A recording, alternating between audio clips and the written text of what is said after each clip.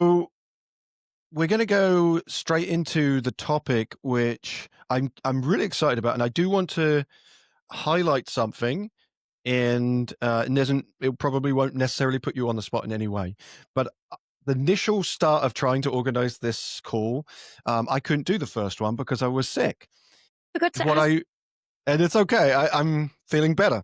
What Good. is really, really refreshing though is when I asked you to reschedule, your actual initial response. I'm just gonna pull up the message because I liked the response. Yeah.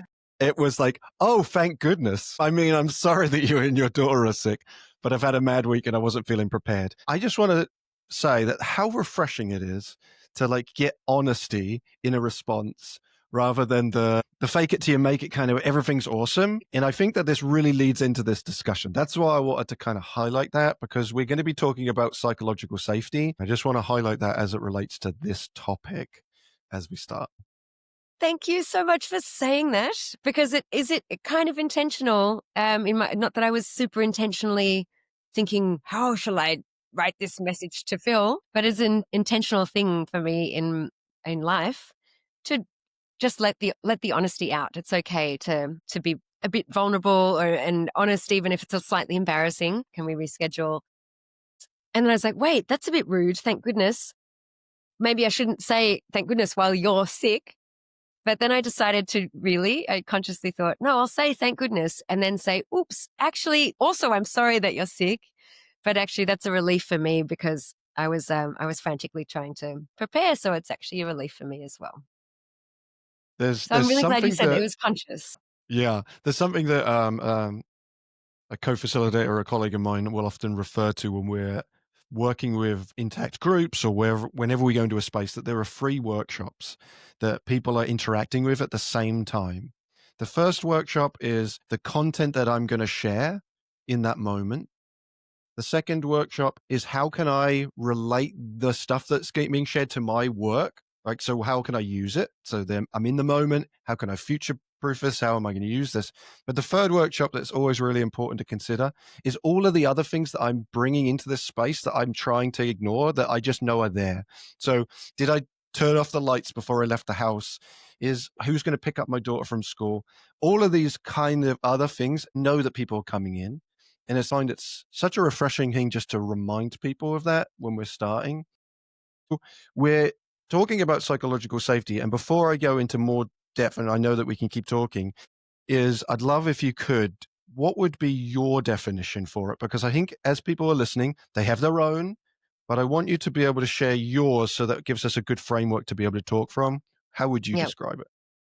This is actually ridiculous because I told you before, I've written all these notes to remind myself of things. And that's one I forgot to write down. So let's see what comes out of my mouth right now. Psychological safety is when people feel safe to voice fears, thoughts, even criticisms or doubts without the fear of being judged or penalized or punished in some way because of that, especially if it not just fear of being judged, but fear that there will be other ramifications because if they might say the wrong thing. And the wrong thing isn't always like, whoops, that was incorrect. It could be often is based on what the other person, trying to guess what the other people in the room, could be your boss or you're a team lead or someone who might offer you a job and you're not sure if you would get that job if you said the wrong thing, but trying to guess what they're thinking, trying to guess how they might judge you. So yeah, psychological safety is feeling free to be able to voice thoughts and opinions and ideas without that fear of being judged. It's Do you interesting have one? how, Would you yeah, have? well, Yeah. a teacher once said this to me, and this just as like relates to it, but he once said that kids coming into the classroom were leaving themselves at the door or parts of themselves at the door. And how do we ensure that the kids can bring all of themselves through the classroom door? And so I think about that when we're working with adults as well, like how much of ourselves are we leaving at the door because of a fear of, when we say repercussion, it doesn't have to be like fear of being fired. It's like that notion of being embarrassed, that right?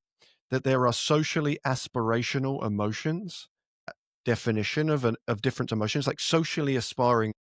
Like, this is a way I want to be because people socially want to, Yep. So if you come in bubbly and happy, you know confident that that's and something that, like, everyone loves that.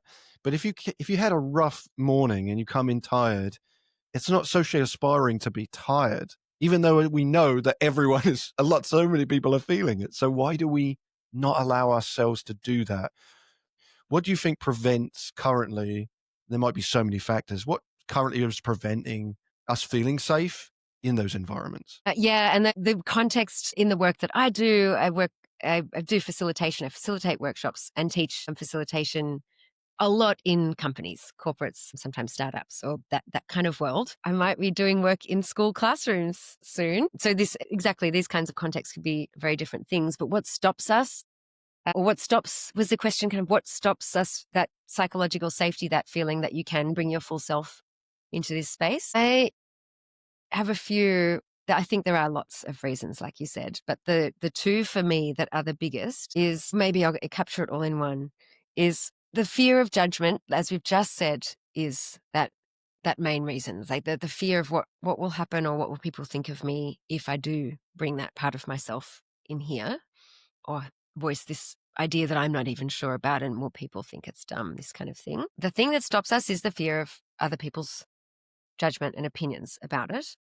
But behind that, I think the real reason why that fear is there, that the lack of awareness that judgment exists in the world, and in us, in all of us. So the biggest thing that I think is the problem in the corporate businessy world, and the kinds of teams that I work with, the biggest problem is that almost without fail, every time I hear the person who's talking to me about doing a workshop or something is, no, no, we're good with that. We make sure we tell it, all of our people feel safe. We have a very good culture here. We don't have a big problem there. And it's usually a higher up person that I'm talking to who's got a hiring, like, a bit more of a senior person. And it's this lack of awareness. And I also don't condemn anyone for having that lack of awareness. This is something that it's a really bit of a mission to teach, is that belief that we don't judge here.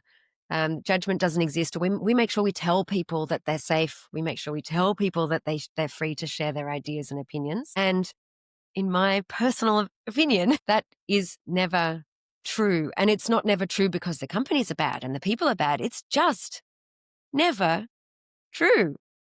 I judge people. You judge people. Judgment exists, and there's a reason that we've evolved with this sense of judgment, is to protect ourselves. And when certain experiences have happened a few times, we start saying, "Oh, let me watch out for that. I'll just feel like I'm seeing some warning signs of something that happened before. Let me hold back here. Let me not be in that." We've got judgment for a reason. It's to benefit us and to benefit the way we interact with people. And we should not get rid of our judgment. Of course, there's much more critical, really negatively judgmental things, but we shouldn't believe that we can just try not to judge people, because we all have it. This fear of being judged, and this feeling that people just say, "Hey, you're safe here. There's no bad ideas." We've all heard that one. Please, please speak up. Don't hold back. There's no judgment here. You're safe. Like, we want everyone to speak up here. And I believe that that's never really true. Just saying, "I'm not going to judge you, no one here's going to judge you," does not make that the case. And what I now do in my facilitation and in the way that I teach expert facilitation is that you need to create the structures and the systems and the processes. You need to bake in the psychological safety into the physical structure of what you're doing to really ensure that it's there. The first one that everyone, I think especially everyone listening here will know, is anonymity. So building into your structures, for me, it's a lot of, if you haven't guessed yet, it's a lot of things like using Post-it notes, kinds of workshops that I would run. And I don't know if it's the same with you, end up with sticky notes, Post-it notes all over the walls, voting, dots for voting, things like this, maybe sketches and visual ideas. And so physical pieces of paper and physical artifacts on walls, but using those things in a way that's anonymous. Anonymity is almost like the foundation, the core of creating psychological safety, and this way to bake it into what you're doing. A virtual experience. So in, again, my context of working with business teams, and it might be different teams from different departments, or it might be a small startup where there's the CEO is in the room and also the junior intern and people with different skill sets. That's especially where someone in a more senior position might say, like, speak up, everyone. There's no bad ideas. But I'm the new intern that just started 3 months ago and the CEO is listening to all my ideas. Pretty sure I'm going to be a little scared that I want everything I say to be kind of smart and not dumb. um, Anonymity is in digital tools. It's now become really easy, but in person, the kinds of things that you can do and that I do is something as simple as using the same, making sure that if you want an anonymity, which is another topic I want to talk about, that even though we're talking all about psychological safety, there are times when I choose not to use a psychologically safe process, and I'll say why later. But yeah, using the same colored sticky notes for everyone, because it might look cool on the wall or in your workshop room to give everyone a different colored block of post-its, sticky notes, so that you have pink and blue and yellow and nice rainbow. But that means that if we just use the colors of our shirts, for example, if I'm having the pink or red post-its and you've got the yellow ones, and we see that wall of ideas, I know that, well, if the CEO has the yellow sticky notes and I've got pink and someone else has blue, and then when it comes to vote, which ideas should I vote on? Like, maybe I'm going to put them on the yellow ones because that's my boss. Yeah. So something as simple as just making sure you use the same colored sticky notes when you want everyone to remain anonymous, and the same markers. You can see sticky note here, as we all have biases and judgment. And I'm using a Sharpie, so I don't know if that's my go-to. So that the same pens and the same colored sticky notes. And with voting as well, yeah, I use these little small red dots that are really, really common. And using everyone having the same kind of thing makes sure that while we're working in this visual way, it makes sure that everyone's ideas have the same weight. The CEO and the junior intern, the new intern, all of those ideas are being represented at the same level. So you can't tell whose is whose, but there's just no separation at all from which team. Did the developer team come up with this, or did the design team This is another one that people don't think about, is if we're doing a creative workshop, it might not be a seniority thing that's causing them a hierarchy in that might cause some fear of judgment, like, oh, it's my boss's idea, so I better vote for it. But also just that bias of, oh, well, that's coming from the creative design team, so it's probably a good idea, or it's probably a more creative, innovative idea. And we might not think we have those judgments, but that can often happen too. So anonymity is the biggest one for me, that you can use structured methods to embed that in a process. I've got a few others, Yeah, but I keep think, going. yeah, I think I want to talk next about the choice. What I've mentioned was sometimes I actually decide not to use a psychologically safe setup. Why? Why would I do that? Sometimes, basically hearing the real words from someone is speaking out loud is more important. Only sometimes, that, especially if I'm working with a team, a group of people that I've worked with many times, especially if they're all at the same level. I'm thinking of a particular team right now, company in the US. It was a small group of 3 people. We'd worked on lots of things together before. They're all at the same level. They kind of were almost from different teams and just collaborating together. There was no boss. There was no team lead there. And we all had this kind of side project together to work together. And there comes times usually in a workshop, depending on what kind of workshop you do, but where you're at the beginning, you really just want everyone to get their ideas out on the table. If people know this divergent thinking and convergent thinking, the divergent thinking is like, we want to diverge and get as much as possible and go to random, different, unexpected areas and really collect a lot of input here. And then when you start to converge, and maybe you have to pick one thing, one solution idea for your new product, or one biggest problem that we're going to work on together. When you come to that converging point, I still would want to use these embedded psychological safety tools. So a lot of the time, staying anonymous, getting the votes on there so that we're starting to collect. I'm going to draw something. I've got the paper. These things might be familiar to people and might not. I'm going to draw Okay, well, first I've just drawn one thing. So the first round of voting, this is going to be the second one, is you give everyone their dots, maybe it's red dots, and you just tell them to put their votes on, and you can start to see clusters. In this can be called heat map voting. Everyone's had some dots and put them anywhere. This might be lots of sticky notes actually, but I just did a quick drawing. And you're like, this part over here is interesting. This part over here is interesting. That's also got a few votes there. And you're just anonymously seeing what the group is thinking together. And you don't know, oh, the CEO, this is the CEO's vote here. We better pick that part. You can't tell. So stay anonymous, but then layers. And in education, right, this is called scaffolding, I think, or it's Yeah. associated with Yep. scaffolding, building up to a big final thing. So in this example, like, okay, we've done this kind of heat map voting. People have put their votes on.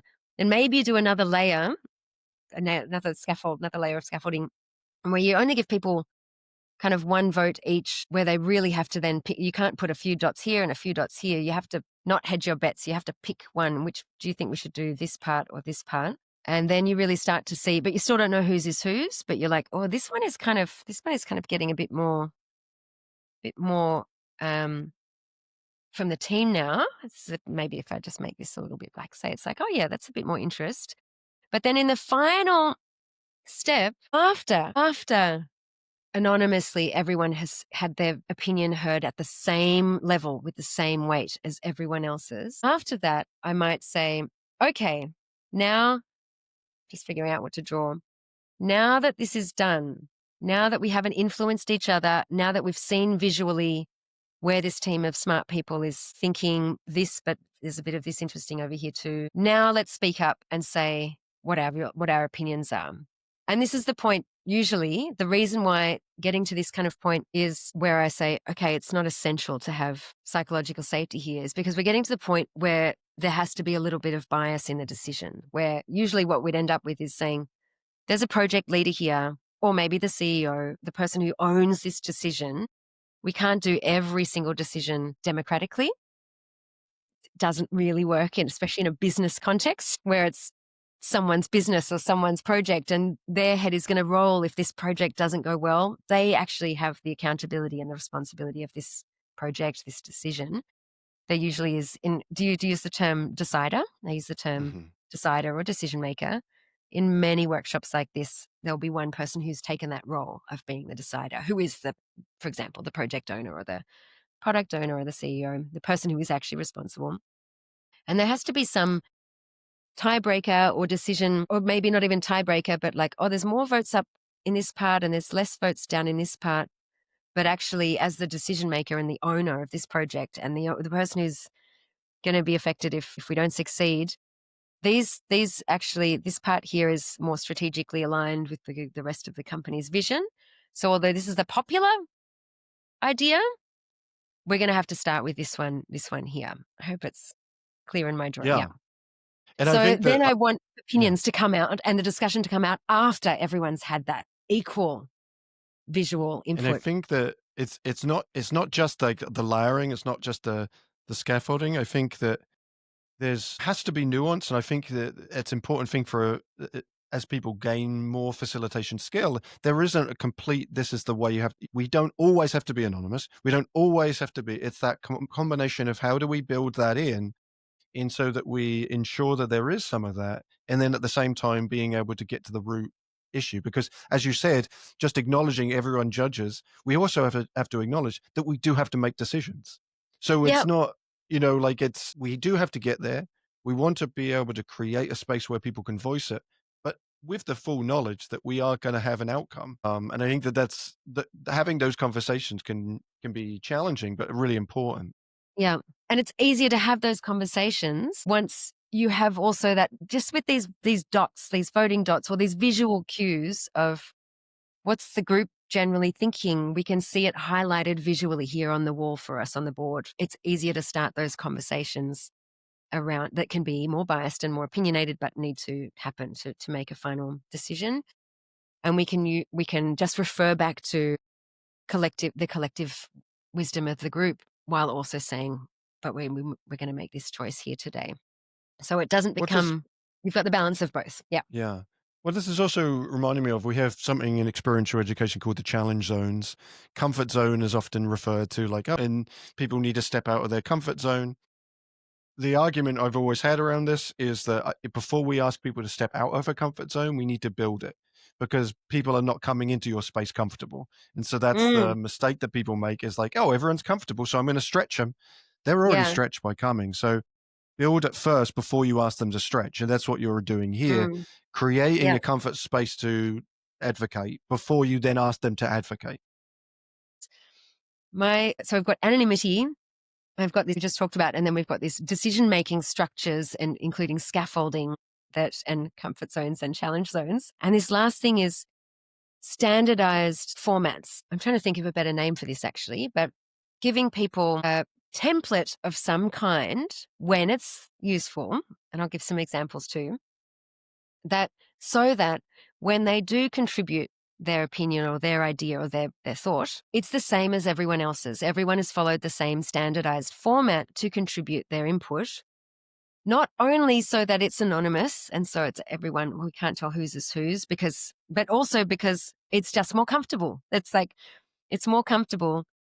For example, in that case of, well, I'm a business strategy person and I'm here in this creative workshop, but the room is also full of designers. So then if you ask people to sketch their idea and their concept, you could really easily tell which one is from a graphic designer or a UI designer from the quality of the sketch. Oh, How might we? This is HMW is something that's a text-based standardized format, a text-based template, and it's a type of phrase. So you would start, I don't know if your whole audience already knows what this is, but I'm just going to write it out. So you give people, and usually often on sticky notes, give people this phrasing like, we've got all these problems and these thoughts and these things we need to solve. We're going to write them down now anonymously. So we collect them from everyone. But can everyone please follow the phrasing? Start your sentence with, how might we, for example, what's a challenge is there a challenge that you've had recently? How would you, the last group I worked with had a marketing challenge. Like, how might we grow our user base by 10 times while staying in budget, for example, and the problem they might have had in the first place, the thought they might have had in their head is something like, well, we're not growing it fast enough. We don't have enough users. We're not getting enough users. And instead of writing, we're not getting enough users, you ask everyone to follow this format, which is a very classic design thinking problem framing statement in budget. And so you'll just have on a sticky note, lots of people writing their problem statements, all starting the sentence with the same phrase. And I usually give people some examples to follow. Here's different ways you could have sentences like this. But then what you have on the wall is, if you have 10 people in the room and they've all written 3 or 4 or 5, you have 30 or 50 sticky notes, and they're all phrased the same way, not only for anonymity, but also because if someone doesn't feel comfortable with problem framing, they don't have to know how to do it. They can follow the template. And the same thing with if I'm asking people to draw a concept of something, I've actually got a video. It's very low quality. I recorded it at home for a client, but I've got a video where I help people with sketching, and I kind of give them really the template to follow. So it might be like having a few images, a few sketches where I'll give people a real template to follow. Like, we should give your concept a title, you should have one big image. You can have a couple of other images and make sure you have some clear notes on the side, and it can all be on one page. And you can use it. You could use a second page if you want, but I'd like everyone to try and follow this format. And I've made a video, really, it's about a 10-minute video to guide people who have never, ever put pen to paper and sketched something, to really show them a sketch as I'm doing it so that they can follow it overnight when I give this sketching exercise as homework. So standardized formats, what I level like the about playing this, if field I again. Yeah, go yeah, on. is what you're sort of reminding me. You go back to basics and not and making no assumptions because I think that as adults we make this mistake often when we're working with people. Assumptions that they know so and so. So like know something. So like, all right, I just want you to write this. If you leave it so open ended, it's very challenging for them to be able to narrow their focus, and it creates a lot of stress.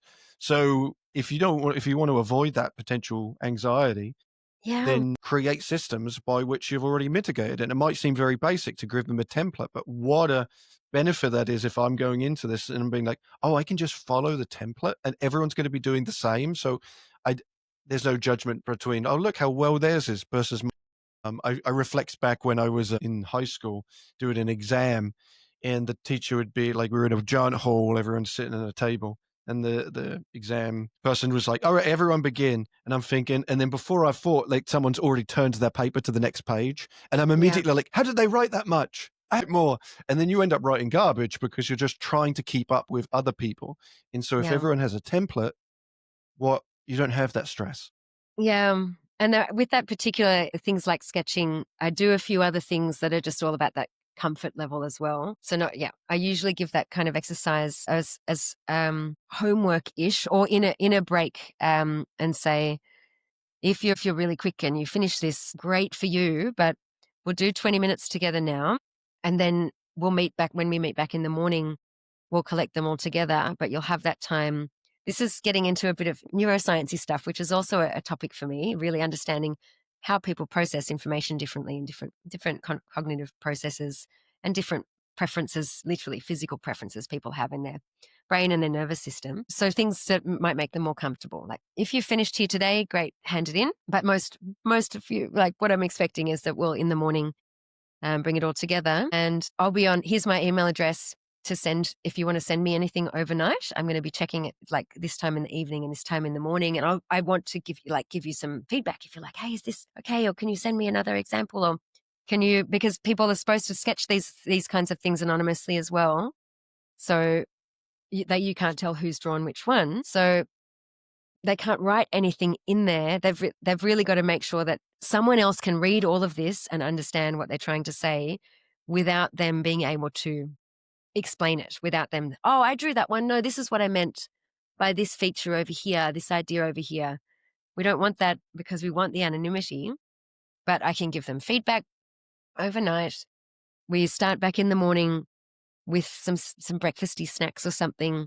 And there's 30 minutes before we even begin, so people can also do some bouncing of ideas, take their time. Some people get their ideas out really fast because of these cognitive processes, and other people will think of it in the shower the next morning, just because that's some processes are fast and high level, and some cognitive processes take a while for everything to kind of click together, but then it's thorough and deep and more complete. And both are great, but we want to give the physical setup, the physical processes that work for different people's neurodivergence, literally the ways different people's brains work. So these things Yeah. are all this comfort level of me feeling like I'm not at a disadvantage. I won't be judged. No one will know it's mine. But also I've been given all the same tools as everyone else, and my idea is going to look the same as everyone else's. My input is going to be seen as at the same judgment as everyone else's. Awesome. Well, so, dear, I want to say, like, I so appreciate your perspective on it, and also really analyzing the depth of what we're doing at the start of a program and some of those steps, rather than just the activities, the actual skill or the strategy. I find at this stage in my career is like the real important thing. The Yeah. activities can be whatever; doesn't matter what you do in the Yeah. middle, but like the structures, the framing, it's so essential. Where can where can maybe people find more information about yourself? And do you have anything that like you're really excited to be able to share with the audience that they can check out right away? Yes, yes. So I'm using LinkedIn a lot, which is a place where you can definitely find me, Dee Scarano, and we'll put the link in there. Where I'm doing a lot more on this. We'll have soon a video also on psychological safety that I'll be producing myself. I have been digging a lot more into neuroscience. I think it might be happening before this conversation gets released, but hopefully I'll have this recorded online as well, a deep dive into the neuroscience of human creativity, cognitive processing, decision making, people performing at their bringing the most out of people. I call it for my corporate clients high performance teamwork, but understanding how different things work in people's brains to bring the most out of people. And the thing, so follow me on LinkedIn if you'd like to really see constantly new teaching and new videos and things like that about that. And I have an online course for professional facilitators. So not for beginners who want to say, oh, facilitation workshops sound great. Can I learn that? But if you already practice facilitation or teaching workshops in some way, my course is really all about diving deeper into these kinds of behind the scenes things. And I don't teach, just like you said, I won't teach the actual workshop recipes and templates. I really also believe that's not what makes you great at facilitation, just knowing your top 10 methods. So my course doesn't have any of those, but it's these things behind the scenes that really, how do people's brains work? How do you really plan and design and craft workshops, not with every single exercise being perfect, but understanding the human beings and the context and what the goals are that people need to get to, and how do you do that expert elite level crafting and facilitation of those higher level workshops. My course is called the Elite Facilitator, and that's for already practicing professional facilitators. Awesome. So if please check out the description and you'll find all the links to Dee in this. I just want to also highlight like the benefit I find of doing a podcast like this is I get to consistently meet new and exciting people that I've not connected with. And it is surprising to me that we have yet to connect until I this know. moment. And so I'm really excited for that. Continue. I will be attending your webinar next week, so will The see you there. neuroscience. So Yep. I already, Fantastic. yeah. So Cool. excited to see you there. And the encouragement I would say to all the listeners is if Dee is new to you, please check out Dee, then find all of those people that Dee are connected to. And this is how you broaden your awareness. And even if you aren't in the corporate world facilitating, these benefits, these strategies are also transferable. And that's the thing that I have found that we have as an industry, as facilitators in general, have micro niched ourselves in such a way that we don't realize how many awesome people are just doing the same stuff as us with different clients. And we need to share that information more freely. So thank you for being willing to share this. And please check out more about Dee in all the links. Thank you so much, Phil. It's been really fun to be here and so glad to have this connection now. And